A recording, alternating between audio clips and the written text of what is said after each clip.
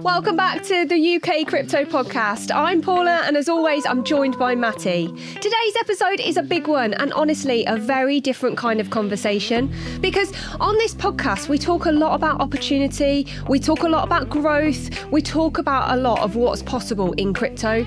But today, we're talking about the side people don't always see, the risk, the truth, and what happens when that trust gets broken. We've got a guest joining us who built something real in Web3, a proper project, a real community, momentum, belief, everything moving in the right direction, and then overnight it was gone. Not because the idea failed, not because the market turned, but because of something far more brutal. He got rugged for around $1 million. This is a story about ambition, trust, and losing everything, but also what comes after that.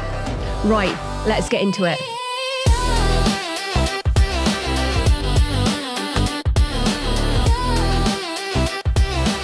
Before we jump in, a quick word from today's sponsor. The sponsor today is Tangem, cold storage wallets. If you're serious about crypto, you need to be serious about your crypto security. Tangem is easy to set up and perfect if it's your first cold store wallet. You can either head over to tangem.com and then at checkout, enter the promo code Paula, or use the link that's in the description and the deal will be preloaded up. And that deal is 10% off any other offer that's already on the site. So if they've currently got a seasonal offer on, you will get 10% on top of that seasonal offer. So it's definitely worth you checking out. Right, I really appreciate you coming to join us. Right, what we're going to do is now we're going to go back to the beginning. So for you, where did crypto come into your life? That's a big one. Well, there's two answers to that. There's the time that it came into my life and I should have listened, which was I was looking at a lake in south of Munich, best friend's wedding, and he was telling me, go all in on Bitcoin. Bitcoin was about $3,500. I was sitting there, significant hangover from the wedding the night before. Didn't.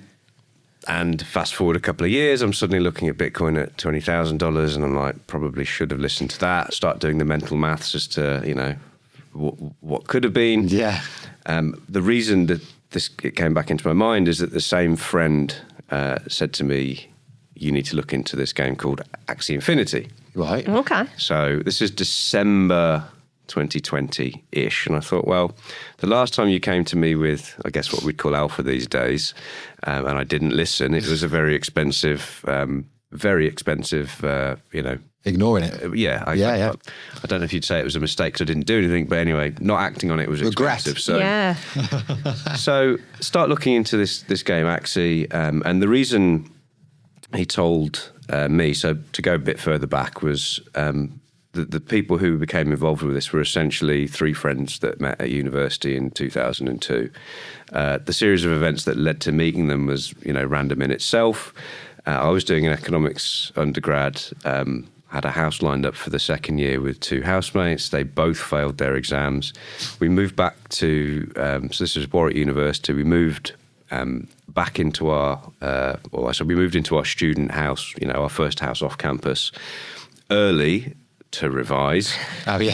How did that go? How did that revision session go? We were on the lash for a full month solid. One of those housemates then failed the resits. Oh, so we all got to go. He had to go. He had to go. Did the session have anything to do with the failure of the resits? Yep. Yeah. So Completely linked. Fast forward to another night out. We're obviously putting the word out that we've lost a housemate. We end up then getting introduced to Lev, as he's known. He needed a house because he'd decided to book a house with his girlfriend. They broke up. Anyway, so over 10 vodka Red Bulls, we agreed that he was going to move into our student house.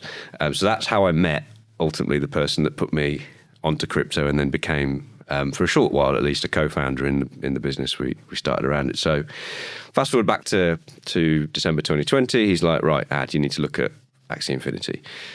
Decide to look at it, and immediately I'm thinking, okay, there's something here. And for me, it wasn't, and anyone in crypto will probably have heard of Axie Infinity at some point.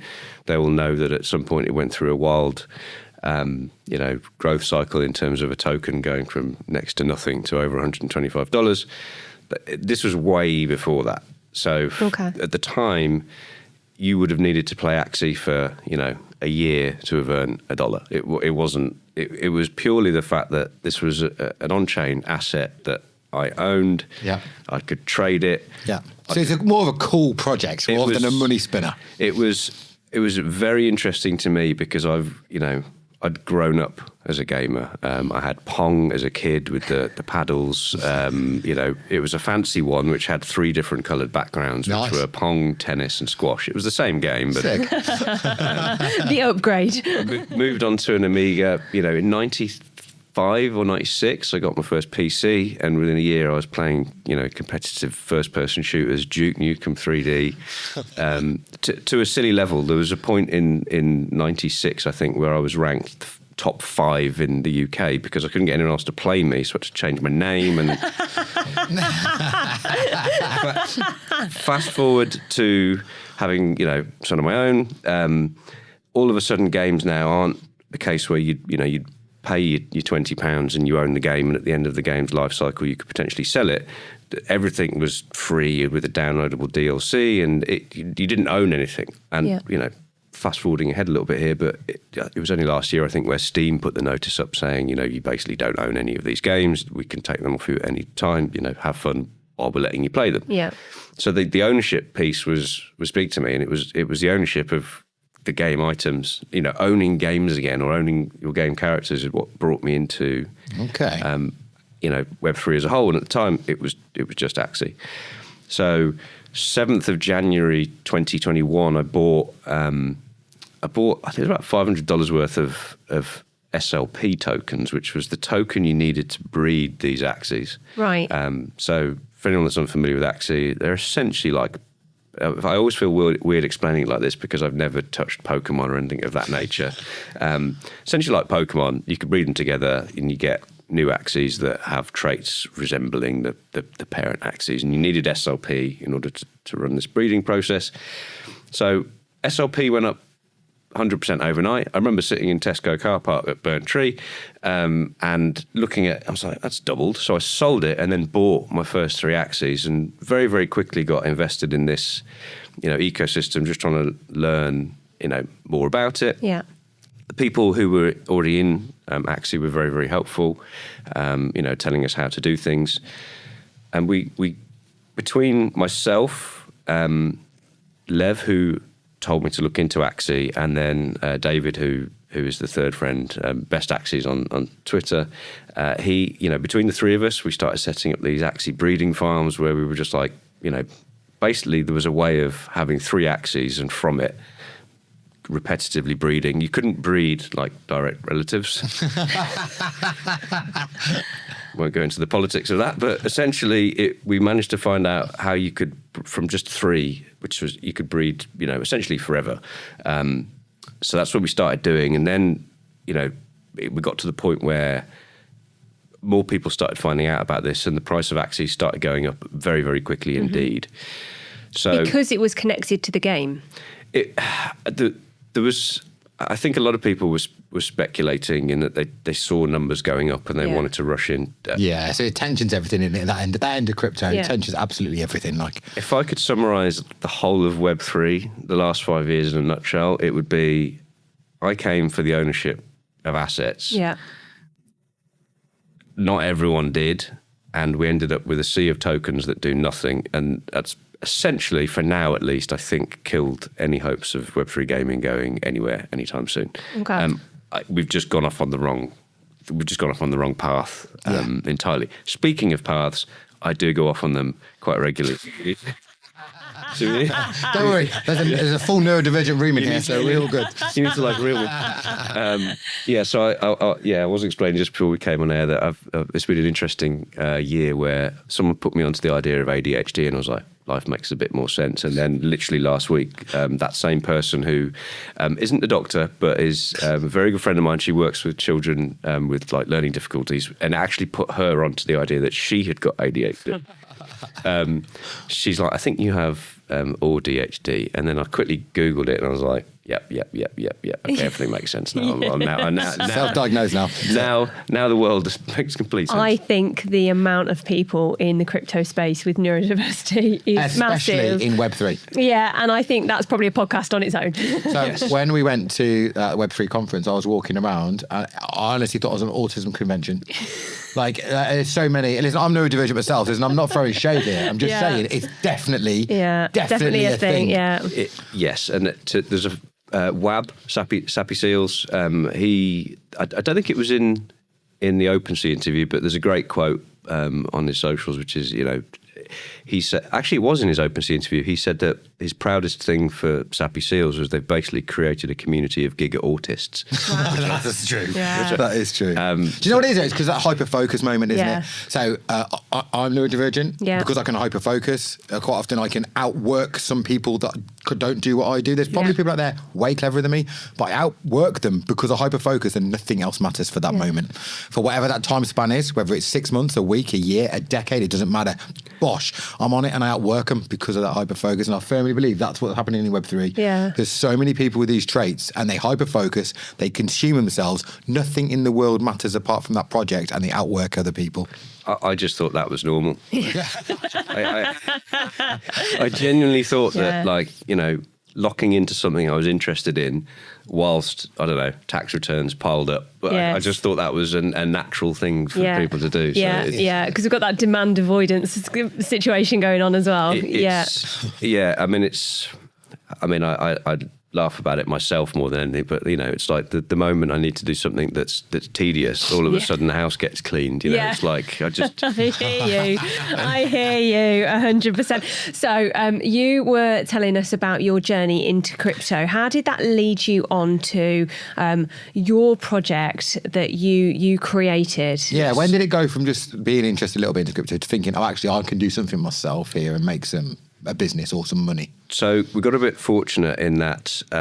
So I bought my first Axie, or my first on-chain items on the 7th of Jan 2021. That was tokens, and very, very quickly flipped that into some Axies, started playing with those Axies, then started breeding those Axies, and then actually started scholaring, as it was called, the Axies, which is where people in essentially developing nations, Philippines, Latin America, some parts of Africa, were asking to use the Axies to play the game, because at this point the rewards had become so valuable because they were needed for breeding more Axies that they could essentially live off a split of the income. So it went from needing to play for a year to earn $1 to all of a sudden, in April of 2021, people were earning like $200-300 a day from a couple of hours of clicking buttons. Now, that's mental. It was obvious to myself, and then there were 4 co-founders altogether, but at the start there were 3 of us. The other 2 lads, it was obvious between us that this was not a sustainable thing. You just had to look at it from kind of, someone in the Philippines playing Axie for 2 hours a day was earning as much, annually as a doctor in the United States. It quite clearly isn't a sustainable thing. Yeah. So in the early days, I was always telling my scholars, sell the SLP immediately into USDC, bank it. Bank it, yeah. Some did, some didn't. The ones that didn't thought I didn't know what I was talking about, because it kept going up and up and up, until 6 months later it was almost worthless, at which point they were like, probably should have sold, but whatever. So it actually exploded, and it went from a point of the number of daily active users was so low that between the 3 of us that got into this in the first place, when we were all at work, we'd look on the Axie marketplace, and it used to move so slowly, you could see if one of us had sold an Axie within the last 24 hours. We'd text each other and be like, have you just sold some? You got half an ETH for that or whatever. And we were working on specific Axie breeds. Certain ones were more valuable because they could then be used to sort of start a bloodline, if you like. And it actually started picking up momentum. Before long, that ticker was just flying. So that's how we ended up essentially getting into this. We were, we were all really, really interested by it. I'm my background has always been quite creative. I've started businesses in several different industries, but I can't code to save my life. Yeah. I'm quite fortunate in that one of the co-founders, Dave, he was at the time as CTO at a peer-to-peer lender in London. Okay. You know, he's run tech teams his whole life. I vividly remember not long after university, we were sitting in his flat in Wimbledon watching the World Cup on a, classic sort of fresh grad flat, right? It was a small flat, but like all the tech was there. There's a projector screen pulled down, and he was typing away on a Friday night. And I'm like, who are you emailing? Because he was, I was thinking that's a fast email. He's like, oh, I'm coding. I was like, what? Like he could code quicker than I could type, and I always remember that because I was like, okay, that's a level of he's autistic, right? Of course, yeah. But at the time, I didn't know. I mean, he knew. I didn't know, and it's only recent years we've even spoken about it. But I was like, that's a level of like locked in I have not seen before. So very, very talented. And we were talking about this, and he was like, because he was like myself and like Lev, who got us into it. We were making money from breeding Axies. It was potentially enough to live off, but we all knew it wasn't sustainable. Yeah. Going to die one day, yeah. So none of us were like, we want to launch into this because we can all see that what's going to happen is... It's going to come crashing down at some point. Yeah, we're going to leave a grad job behind. Or bear in mind, we're 20 years deep into a career at this point, and we're then stuck. So I was chatting to David about this quite often, and sorry, I interchange between David and Best, but it's all the same person. Okay. Best Axies, Rare Axies, and Axie Breeders were the 3 Twitter accounts that we had between us at the start. I was Rare, Best, and then Lev was Axie Breeders. I don't know why.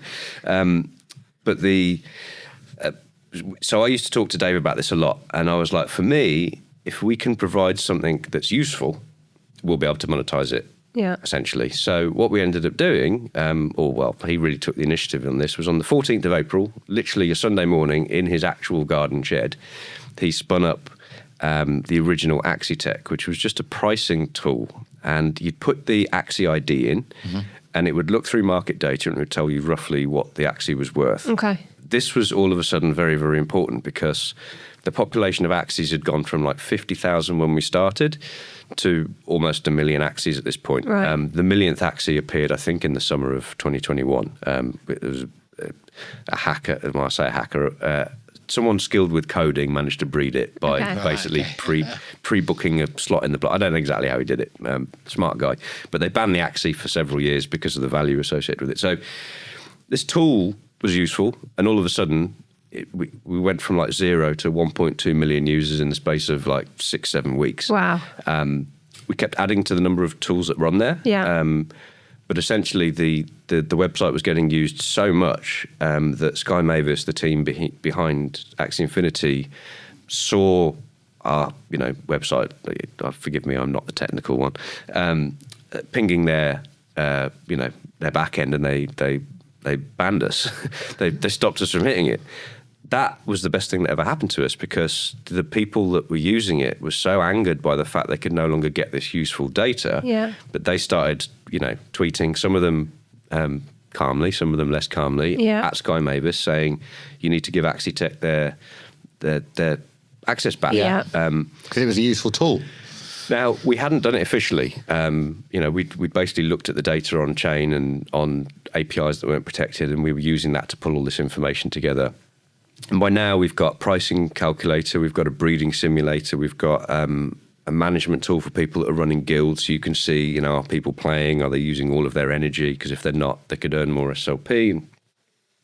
Really, really useful set of tools that we got shut down, ended up in talks with them, and towards the end of the summer 2021, we ended up officially partnering with Sky Mavis. Now, at the time, their partners were Google, Binance, and A16. Yeah. So we were like, okay, well, we should probably formalize this, which is where Tribally was born from. So it wasn't called Tribally on day one. We set up, it was called like Game to Earn, I think it was, or Game and Earn, which was the narrative back then.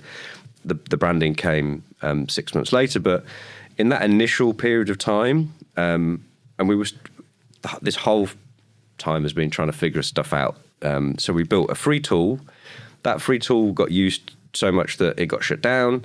Then they turned it back on because they saw There's demand. Potential, Demand. yeah. Yeah. We actually then ended up essentially having a contract to keep that tool running, because what Sky Mavis had realised is that people who were using the tool were more sticky because it helped them understand the game mechanics. Yeah. There was an onboarding tutorial in the game, but it was diabolical. It was so bad they turned it off. So it was, users were more sticky. They were spending more because they were identifying Axies and knowing what Axies to breed, which meant they were then doing the breeding and incurring fees and burning tokens to do the breeding. And they were spending more time in game. So Win-win, really. Yeah, The- anything to enhance that user being on their platform for longer. Exactly. So our initial strategy was to expand the number of websites and the number of games that we would support, because if we go all the way back to April 2022, we got together for our first ever sort of company meeting. By this time there were 4 of us. The 4th co-founder was Amy. She was running another Axie fan site. Okay. And I think late summer 2021, we realized, I mean, I'd seen this fan site. It did far less than ours in terms of technical things, but it looked a million times better because none of us were designers. Yeah. So we had a chat. Amy was like, yeah, we'll merge the sites, we'll reskin them, we'll make you a co-founder. And that happened around about the same time that we partnered with Sky Mavis. But we had a meeting. We were like, well, we did something called a pre-mortem, which was, imagine it's 12 months down the line and we failed. Why did we fail? Yeah. And the reason we said that we potentially would fail is that there just aren't enough good games. Yeah. As it happened, actually, what we said was, sorry, we were wrong. We said that there aren't enough games to work with. What we got wrong was there was an assumption that the games that would come along would be sufficient quality that people would want to play them. Right. Yeah. So we got that slightly wrong. But we started then building tools for other games. Pixel, which is now Omnia, part of the Sappy Seals universe. Cypher, which is still going, but they've abandoned the whole NFT thing. Right. A few others, Imperium Empires, EVIO was a first-person shooter, but they left Web3 to go back to Web2. Okay. So we started building these tools and we were monetizing them, but we were like, we're running out of brains to figure out the games, because it was a startup, and by this point there's probably like 5 of us in the org altogether, maybe 6. And we've got 10 different sites that we're having to run and maintain. Yeah. So we very quickly binned that idea, because we thought, well, we either have to know which games are going to become runaway successes and like try and partner with them, or we just have to build a bunch of sites and, you know, potentially have sites for games that die. I mean, many of the sites that we built, many of the games that we built the sites for in those early days have since died. Yeah, that's just the nature of gaming. Yeah. Yeah, huge failure rate. And then even more so when you layer in the fact that this whole new industry, and then on top of that, a lot of the people that came into the space actually weren't looking for making a good game. I spoke to many people over the years who, you know, within seconds of meeting them, you'd switch off, because I'd be like, you know, I always forget. I'll never forget. I met this guy called Gnome. The game was called NFT11, football game. So I'm like, right. Sounds good. I'm in. You know, you guys can do your card simulators and all that. I've got this one, right? I've got this one. So we sit down and I'm like, who do you support, Gnome? He's like, I don't like football. What? Mate, you're the marketing director. Just lie to me. Tell me you like Manchester United, anything. and it reflected in the game. Yeah. So the demo of the game was a penalty shootout, and it wasn't best of 5. It was you had to take all 5 penalties. And I was like, That doesn't make sense. you don't even understand the rules of the game. Like this, and very, very quickly they rugged. But he was quite open. He was like, you know, he said quite a bit out loud. He's like, well, we saw AXS go up to $125 and we thought, well, we could do the same. Yeah. Yeah. I'm literally here because I want to change the world, dude. Don't tell me this. Like, you know, I want all games to be on chain because I want people to own their stuff. That was really the core driving thing. Not necessarily going to get rich from that, but it's your stuff. You can, you know. Yeah, so he wasn't doing it for a love of gaming. He was doing it because he wanted to make some money. Yeah. Yeah. So I will come back to this, but there's another quick side tangent here. My son stole my PlayStation account, and one day I've picked him up from school, and he's looking at me like I'm the cool dad, and I'm like, what have I done? And his friends had realised I'd got the Fortnite Season 0 glider. Right. And he's like, you're an OG, Dad. Oh, right. Okay. This is big in Fortnite, is it? So, but he said you could sell that for £400 or $400. And I was like, I can't, because I'd have to sell my entire PlayStation account. Then there's the terms of service. So I might end up getting banned from having another play. I can't sell it. That's. And then I tried to shill in Web3, but he still wasn't interested in it. And to this day, I still never managed to get a game that him and his mates would sit down and enjoy. I thought Off the Grid would be the one. Yeah. But that's not the one. And as it turns out, I mean, it may not even still be here. You know, they weren't paying their staff very, very recently. It was all over socials. in my own way, sarcastically replied to the founder when he said that everyone had been paid, and I got blocked within 6 seconds, which told me that game. Stop asking questions. That game is toast. But you know, many games, and it kind of comes back to the point, which is even the good games. You know, I genuinely thought Off the Grid was a good game. Yeah. Even the good games are dying. Yeah. You know, so that model we had of spinning up sites for different games just wasn't sustainable, and we pivoted away from it. What we ended up with in late 2022 was a concept for the Tribally platform. Yeah. And this is ultimately what got us to the raise and the rug. Yeah. So we realised that essentially Axie Tech and all of the other sites that we'd built were tools for acquiring and retaining users. Mm-hmm. It's just that the way they did it wasn't very clear. You know, you came into Axie Tech and, you know, if you were a guild owner, you'd use the guild management tools. If you were a competitive player, you would use the card explorer because it would allow you to sort of theory craft. We actually had a theory crafting tool where you could, in fact, we ran an engagement with Axie where if people use the theory crafting tool, they would then get a unique avatar in-game because they realised that people with theory crafting were then breeding, which when they were burning the... Yeah, and that was the aim at the end of it, yeah. So all of these different things were causing people to be engaged in some way, shape or form. Yeah. And so we kind of condensed it down, and what we really ended up with was the first on-chain user acquisition platform. You know, we went through various different descriptions of it over the years, but it started off as what was a social platform for Web3 gaming. Yeah. On reflection, big missed opportunity there. What we did was we had essentially it was a social platform for gamers, but starting with Web3 gamers. So you had, you know, your ability to post and comment and interact with one another in your kind of infinite scrolling timeline, but it also had all of your on-chain data, and your timeline would be a mixture of what people had posted, but also what they'd played. Right. So, you know, if you had a game in Axie and, you know, you won 3-2 or whatever, it would pop up in your feed and then other people could see that you'd had that game. Yeah.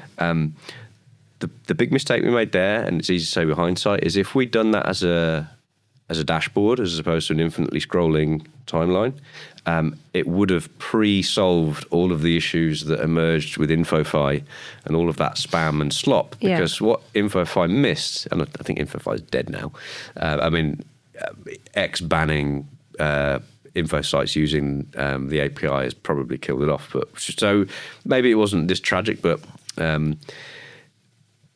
the InfoFi problem was it all just became noise, right? It just became people tweeting and spamming, you know, comment farming, whatever. What we had potentially was a dashboard that showed someone's social engagement backed up by their skin in the game. Okay. Right, got but you. we missed that. So it gives you a bit of credential to what you're saying and what you're posting, So the theory would be, I mean, it was in our white paper, we just didn't execute it in the way that, the way our algorithm worked was that if I tweeted about Axie Infinity and someone else tweeted about Axie Infinity and we had the same number of followers, I would always be, well, I say always, that this person would get more exposure on the Tribally platform than I did because they play Axie Infinity regularly. And it would take your gamer skill and how much you've got in the game in terms of assets. I didn't even know that was a thing. Yeah. Whereas if you think fast forward to InfoFi, you know, when people started tweeting about this, that and the other, we could have actually cut out all the noise, so you only see the people who are actually trading on, you know, Hyperliquid or whatever. Yeah. So imagine if you did that on crypto. I know. Imagine if on X it filtered it by actually how much trading you did. Yeah. that's So I mean, That's actually mental. That's possible. Yeah, I did. Yeah. I mean, I did try repeatedly over about 2 years to get hold of Elon because I was like, we could make this a million times better. Elon, Wow. if you're watching. he doesn't need us, but yeah, It's just a blockchain link, isn't Yeah. it? That's Yeah. crazy. Yeah. So we did actually try, and after I'll come back, but we've pivoted from multiple sites to a social platform. Yeah. The social platform ended up getting watered down even more, and we kind of stripped away the social element and just had it around kind of micro questing. And what we proved with about 20 games integrate into the platform altogether, but those 20 games, over a period of 6 months, we had over 2 million users engage with the platform and engage with those games. Yeah, that's impressive. Yeah. And what that allowed us to do is to build up a series of incredible case studies, from which we raised. Yeah. So the platform itself was 400 times more efficient at taking users into games than anything that exists. Wow. You know, So That's was huge. it at that point that you thought, we might have something here? I always thought there was something there. Yeah. It was just... But you've got 2 million users. There must have been a moment when somebody spat that figure out, whether it was you or somebody else, and went, do you know there's been 2 million users? At that point, somebody's gone, you know what? I mean... There's legs here. So the first time that I thought this is wild was I looked at the Google Analytics for Axie Tech within 6 months of launch, and I worked out from the amount of average... People were spending an average of 14 minutes on the site, which if you look at most sites, it's like 30 seconds. Yeah. Social media sites is different, but Axie Tech was 14 minutes. And when you looked at the number of users we had and added that up, people had been on the site for like 15 years cumulatively. Oh, and I was okay. like...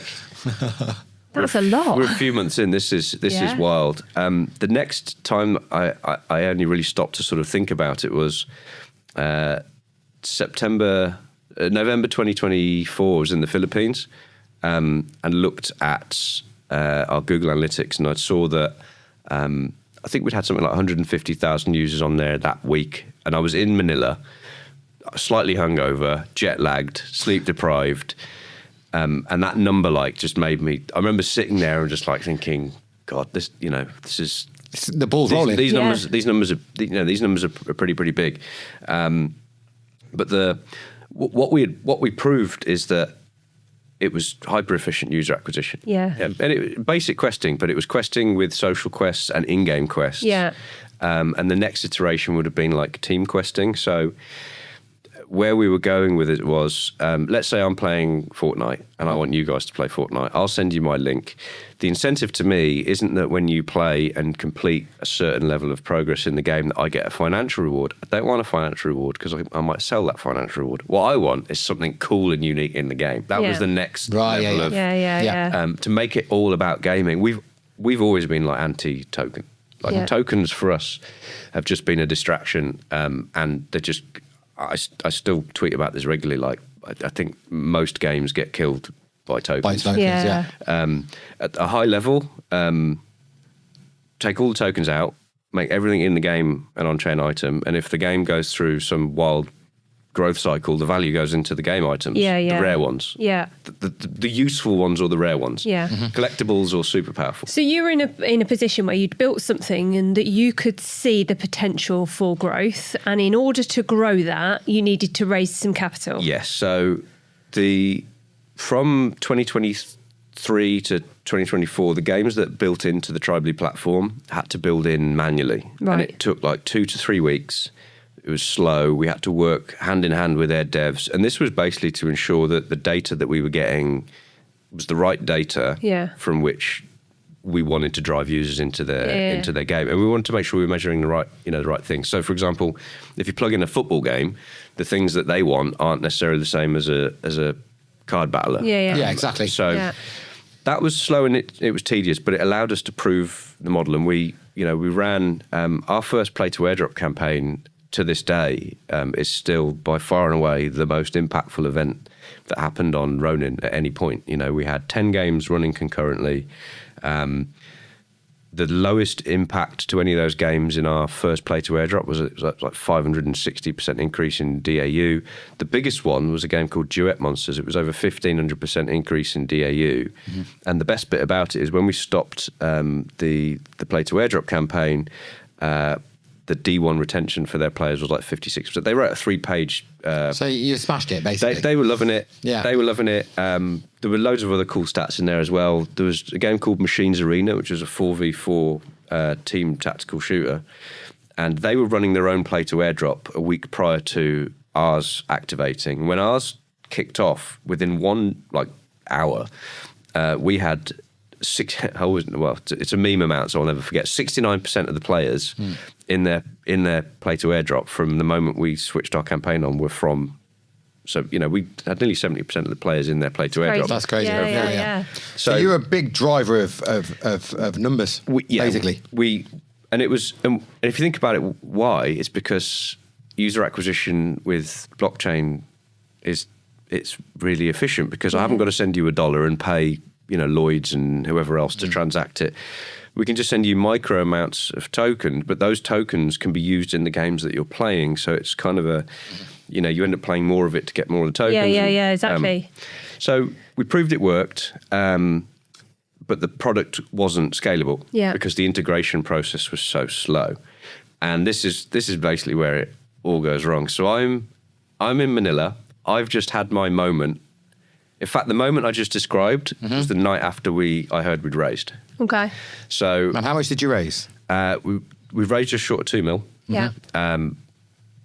Most of that came, not all of it though. So I'm in Manila. Dave is still in London. The reason I'm in Manila is it's where our users are. Yeah. And it was an event called YGG Play Summit. YGG are one of the OGs of Web3. They're still going. They raised millions and millions and millions, and they will have runway till the end of time. They ran an event called YGG Play Summit, which is a bit like the Zebu Live conference where we were introduced, but it was all gamers. Okay. And for me, it was one of the most bizarre experiences of my life because I got there and people knew who I was. Yeah. To the point where they were, and obviously. I mean, I say obviously, it's not obvious until you go there, I guess, but maybe it is, I don't know. I've arrived in Manila, obviously 6 foot bald white bloke with a beard, and everyone, obviously I stand out like a sore throat, and people are shouting, "Rare." I'm like, that's weird. This has never happened before. This doesn't happen in Wolverhampton. And if it does, I'm running. Very fast. So people asking for photos and stuff, it was what? So So being surrounded by people who were using our community, using our tooling, or being surrounded by our community for 4 or 5 days. And loved you.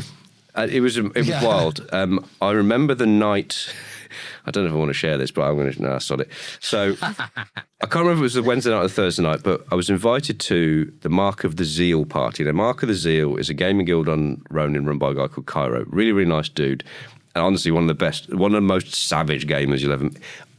There was an off-the-grid tournament where they won 90k. He was one of the 3.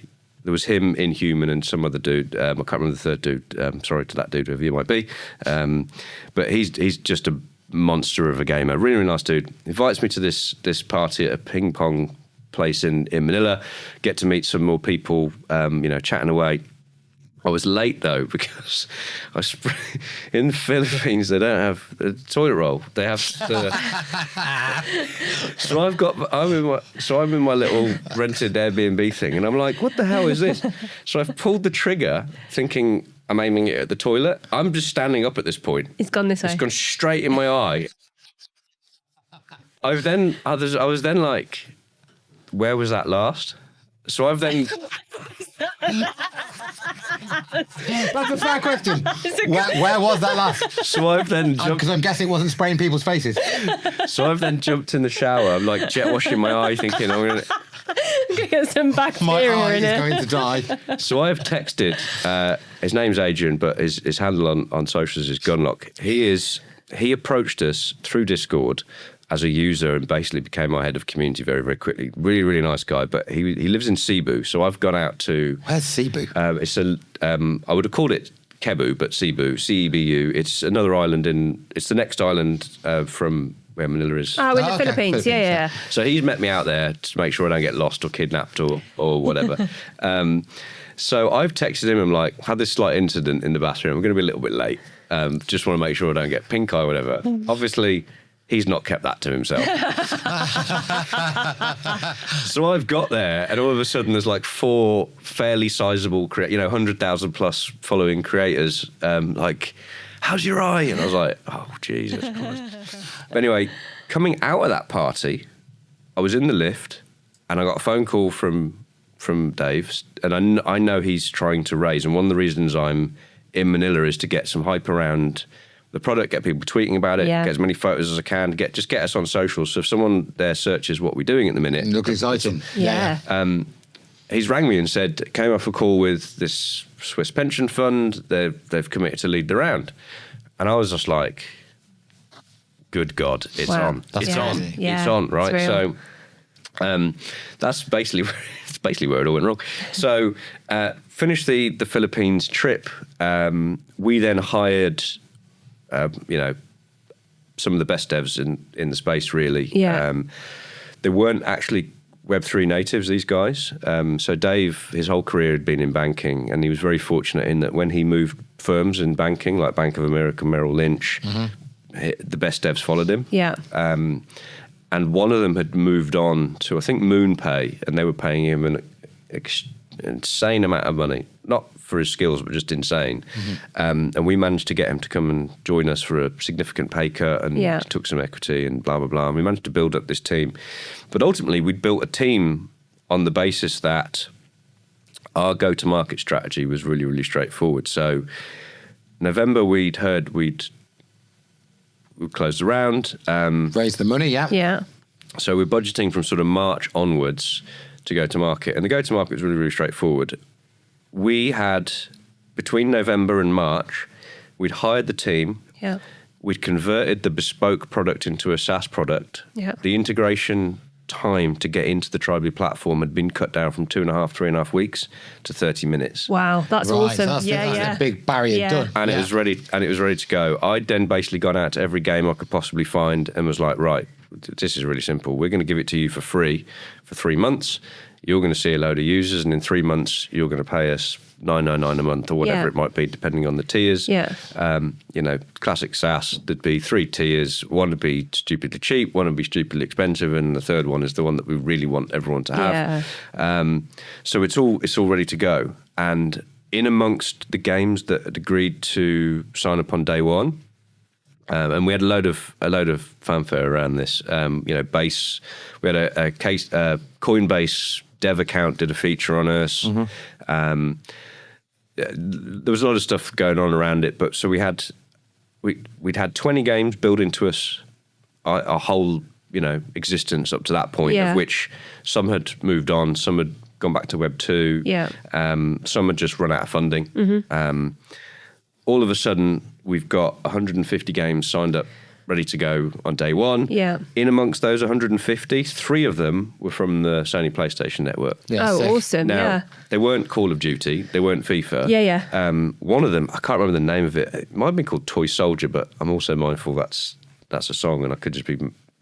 My brain does stuff like this. I'll be absolutely adamant that that's the right thing, but I'm talking about something completely different.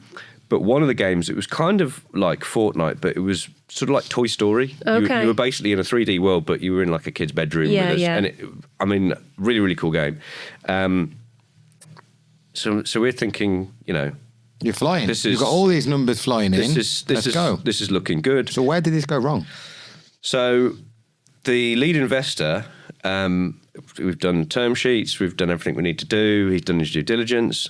He lets us know there might be a slight delay in the payment. So we're thinking, it doesn't matter, because we've already preempted that it's going to be late, so we're not in any trouble here. And then this just continued.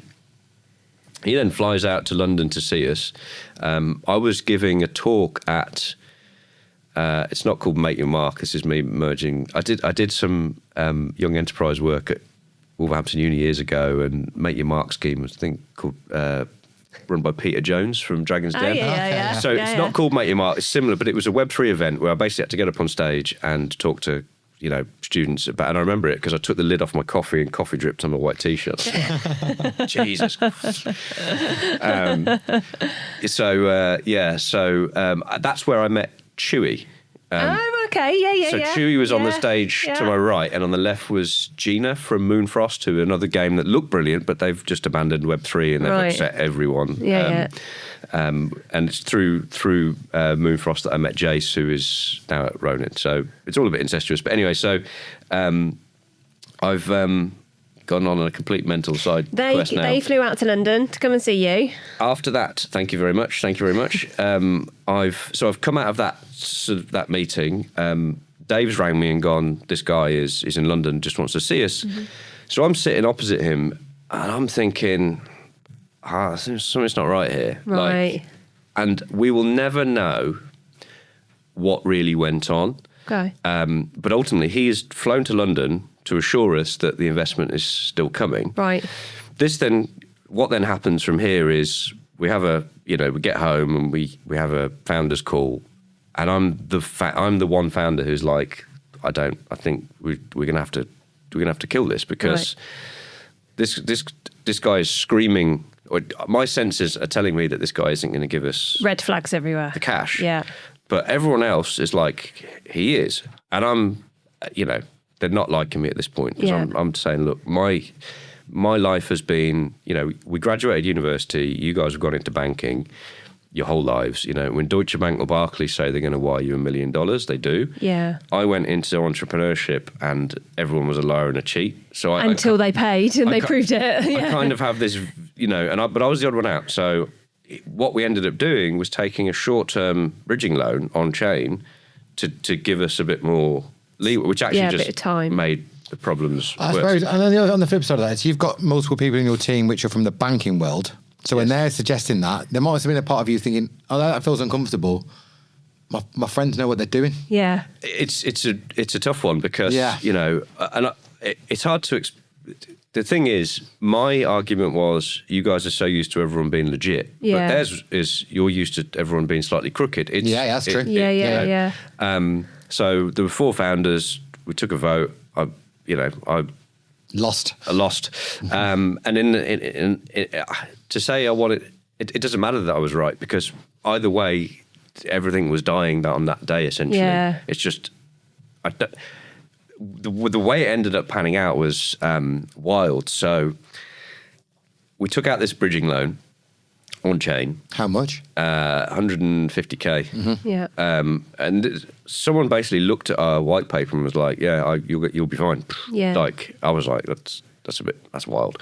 But, we're even further in it now. So anyway, this guy, to give you an idea though, this guy wasn't just some random, complete stranger. He was the managing partner of a Swiss pension fund with billions under management. So I guess that because of his status and where he worked and what he represented, for your friends in TradFi, they were going, well, he's got to be legit because look at who he is, and we've got no doubts. And you can understand why they weren't necessarily questioning. See why the pension thing. fund was looking at them. They were looking at niche tech scenes, Web3. Yeah. And you can see you ticked a lot of boxes for them as well. Yeah. So I think what happened. So there's three theories. So I think the most likely theory is that I think because he'd only recently become the managing partner of the pension fund.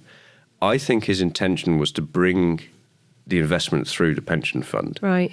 And I think the pension fund has looked at us and gone, no, crypto, mate, no, it's not happening. Yeah. And I think what's then happened is he's tried to then, because it was always originally through his own private investment vehicle. Right. But I think he's tried to get it in through the pension fund. They've said no. And rather than him just go, they've blocked it, at which point it's late November, early December, we haven't started hiring. It's not disaster. Yes, it wouldn't be disaster, He's I think he may have just assumed, well, I can raise it through my private investment vehicle. Everything will be fine.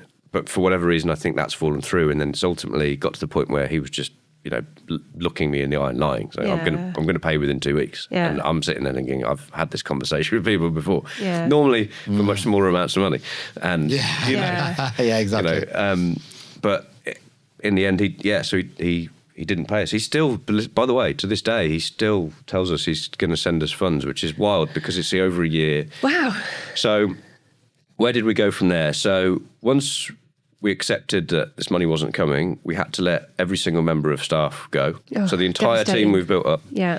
Worse than that, because we told them what was going on and they'd all agreed to stay on for a month. Well, because... Just in case you sorted it. Yeah. So we owe everyone a month's wages plus a month's notice. So we owe 10 people, like cumulatively 150k to staff. We then stayed on as founders and we basically tried to salvage the company in any possible way that we could.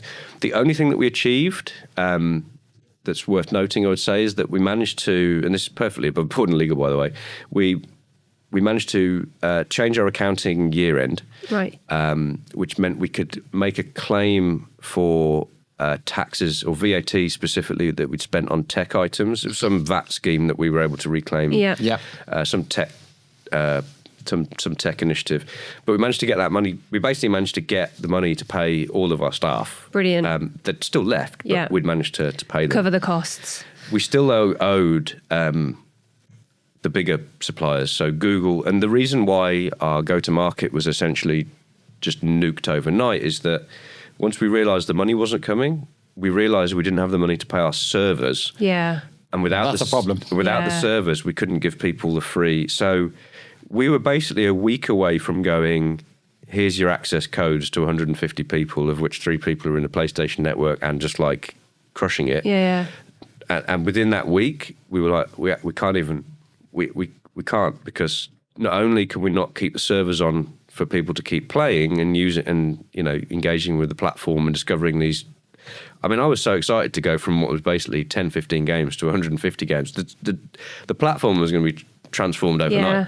It was a real sign that we'd made progress.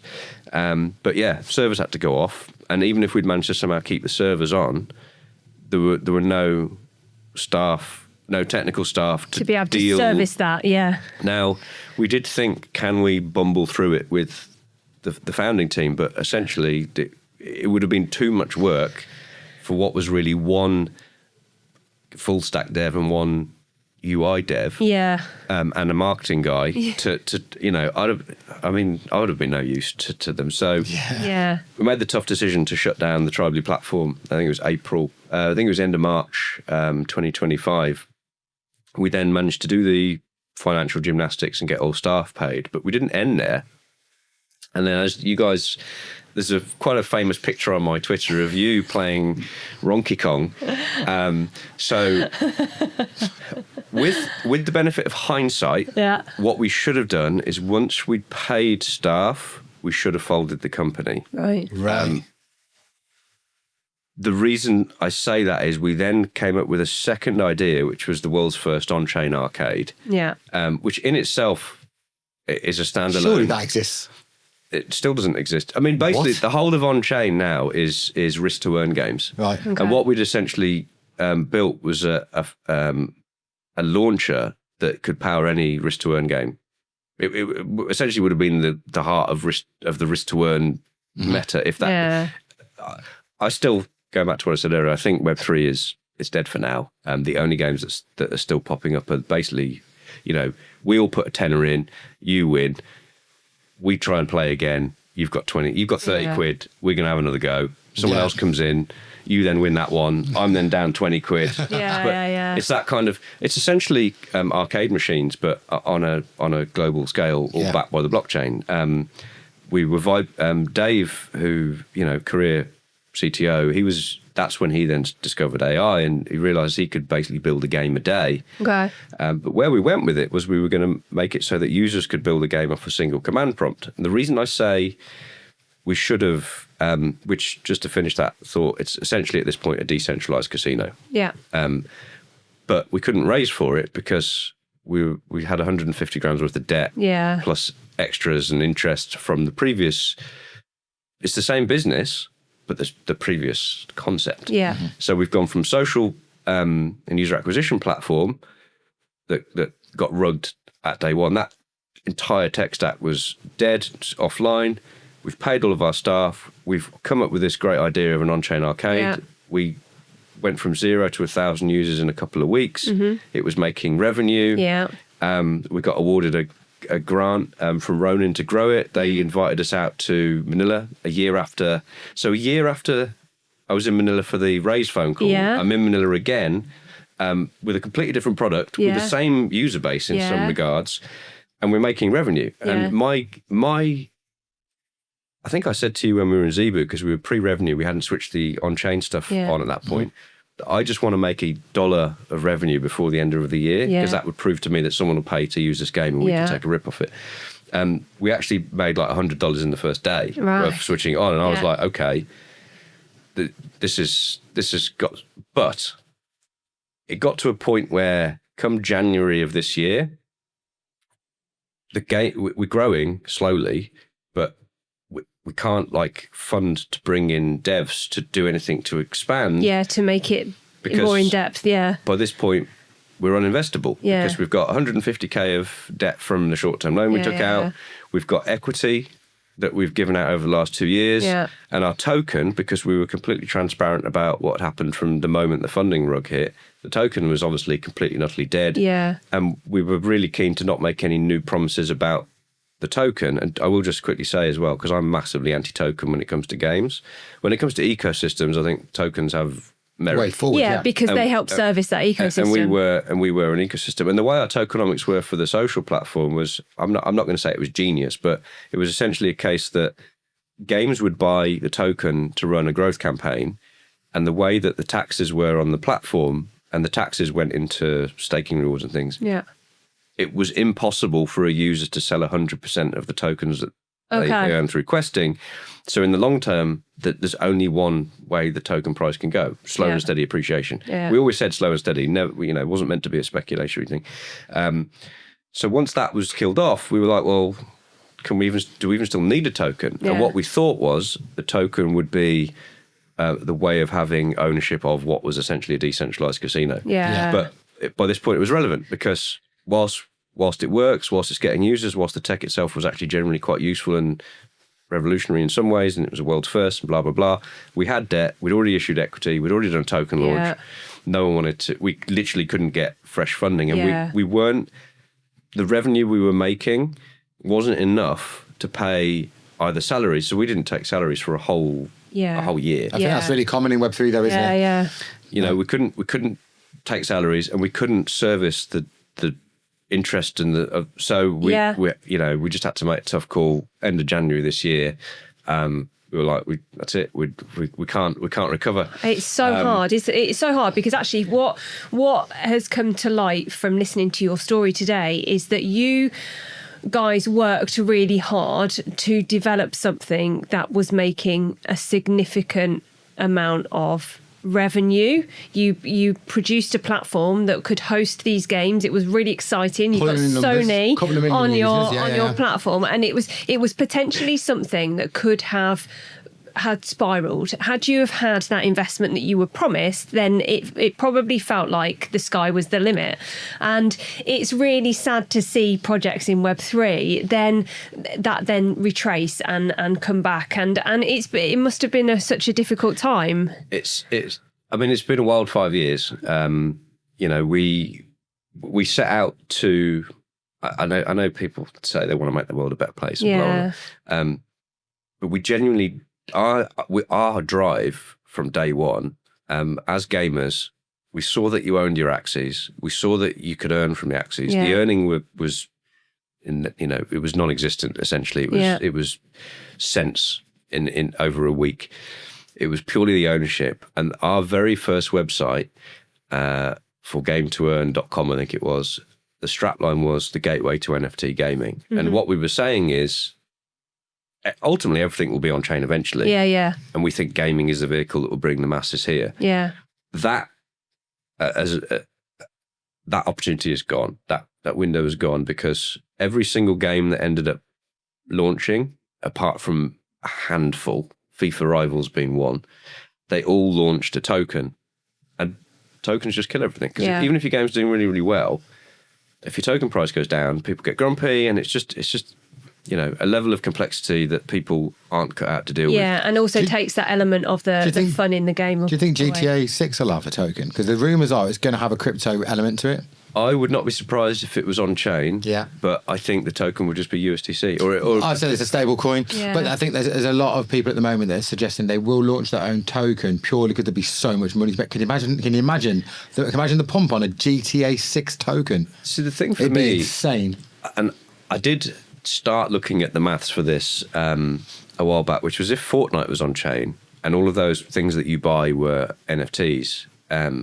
Some of them would be limited. Some of them you could only get through limited events. Some of them would be worth a fortune. Yeah, it's the revenue off the fact that one, you can still sell the items. So if you're a gaming studio and you stop selling just DLC and you sell on-chain items, you're still getting the revenue from selling it in the first place.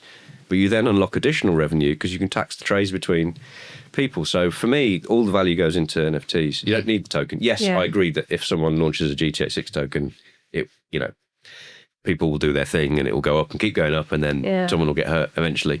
Yeah. But all in all, I think on-chain gaming, if we can just get back to basics of having, you own your gaming items, I think that is an improvement for gamers because they own their stuff, and for game studios because they open up additional revenue opportunities. Yeah. It's been a wild 5 years. Yeah. I think it's been really interesting to hear from a side of crypto and Web3 that the majority of people won't understand. Yeah. And Or won't maybe know, even know or exists. to know from that side. So I really appreciate you coming in today to tell your story because I think it's a really interesting one. I would like to say something though. If you ever had another idea. Yes. Or if one of your friends ever had another idea and an opportunity came across your desk, do you think you'd go again? So before I got into Axie, I had founded a company at the University of Wolverhampton looking into longevity. And at the time, the substances that were involved in that, NMN, resveratrol and berberine, were suspected to be good for helping you to age more gracefully. In the 5 years since, they're all now proven to a clinical level. Yeah. NMN has a patent on it, a guy called David Sinclair, who discovered it. He leads the anti-aging lab at Harvard. And by pure chance, 5 years ago, I asked a friend who is a pharmacist about a question about metformin and berberine. Essentially, metformin is the ingredient you want, but in the UK, you can't have metformin. It's got to be berberine because you need a prescription for metformin for diabetes. He then went down the rabbit hole for 5 years. I bumped into him in December. A Dad's Club curry. He doesn't come to Dad's Club anymore because he stopped playing football and started swimming. And as he's walked in, every single dad has looked at him and gone, "God, you look good." And he turned around and he went, pointed at me and went, "You can thank him for that." And I'm like, "What?" He's gone down this rabbit hole, researched all of this stuff, started taking it. Yeah. And we're currently chatting about getting a patent on. Amazing. Yeah, man. Amazing. Turning it into something. So watch this space. Well, so you're on to something else. Yeah. In terms of Web3, I haven't got around to it yet because, ADHD or autism, who knows. But I keep meaning to update my CV, which is still as it was in 1999 when it was the last time I got a job with someone. I've always been self-employed. I keep meaning to send my CV to some of the more flagship projects in Web3 because I do feel as though I want to stay close to the space because I think the industry has a lot of potential. Yeah. I'm just, saddened at the way gaming went. Yeah. Not blaming anyone. Axie did amazing things for Web3, banked millions of people in the Philippines and stuff like that. But what Axie did in terms of the token performance brought in so many people that weren't here for the tech, they were here for return. And in many cases, way more cases than people would believe, just straight up looking to scam. Well, thank you so much for being here today. I really appreciate it. It was great to see you again. Yeah, I appreciate it as well. I really enjoyed this one because it's been different to anything else we've had on here before. Absolutely. And listen, different. Define different. I would say though is that for somebody like myself that's personally had a lot of knockbacks and things that have been difficult throughout careers and stuff, just don't don't let those knockbacks hold you back from a decision that could be a fantastic one in the future. Yeah, Almost I like wish you now it's all the done, best, shrug it off, and whatever comes next, go with it with those experiences in your locker. Yeah. That makes sense. It's not a failure as long as you learn something from it. 100%. That's a great way to leave it. Thank you. Lovely, thank you.